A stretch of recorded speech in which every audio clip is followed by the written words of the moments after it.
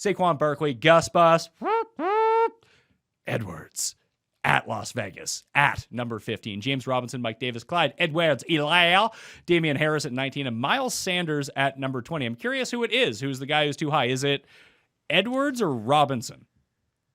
It's neither. Is it the guy right in front of both of them? Oh, no. It's Barkley. You think Barkley's too high? I can't. Week 1, man. Look, I'm the person who's been campaigning to say I'll take Barkley at the end of the first round still, because I did it on your very show. And I even prefaced it with an injury is different than a suspension, but Le'Veon Bell's suspended season still finishes RB3, still was RB1 in fantasy points per game. Saquon Barkley 2 years ago still narrowly beat Christian McCaffrey in a points per game. We all know Barkley's upside. Let's also remember last year that even before getting hurt, that offensive line was so miserable that looked pretty poor getting out of the gate despite all of his touches. He hasn't played yet. We don't know what his workload's going to be in week 1, and it's a bad matchup on top of it. I don't know where you drafted Barkley and you could bench him, maybe unless you went with the Gus Bus situation and now you have Barkley, Edwards, and maybe you went with Mixon, like maybe you did Barkley, Mixon to start and you got Edwards later, and that might be the only case, but I have more confidence in Edwards. Not even a question in my mind about that one, especially with the workload on that team. James Robinson, workload. Mike Davis, workload. Clyde Edwards-Helaire, I probably slide him down behind Edwards-Helaire and right in front of Damian Harris. Just, again, I know you probably can't bench Barkley, but I have so many concerns about what is week 1 going to be. Is it even 15 carries? And if it's 15 carries, is it 15 carries for 45 yards because this offensive line is still trash?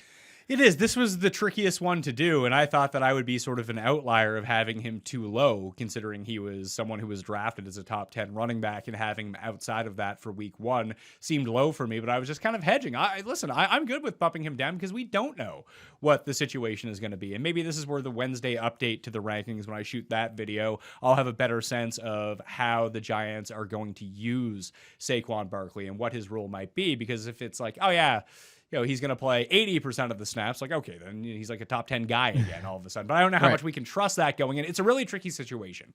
And I don't know how you get away from starting him. Like, even if, let's say, you drafted Barkley, then waited at running back, and you had Gus Edwards and not Damian Harris to go with him. Let's say you had Mostert and Gus Edwards. Like, are you really going to bench Saquon for Raheem Mostert? Like, I could see it. I don't know if I'd do it. Against Detroit? Yeah, even against Detroit. Like, I think that's a great matchup. But at the same time, like, if Barkley is playing a limited amount of snaps, he still might play more snaps than Mostert does.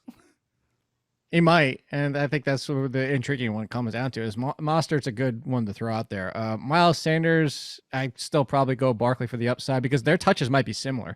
We've talked about Miles Sanders and the fact that Philly has told us nothing, but they are concerned about him in the passing game. You don't keep Boston Scott on the roster, draft Kenneth Gainwell, and not tell me that you're concerned about Miles Sanders in the passing game.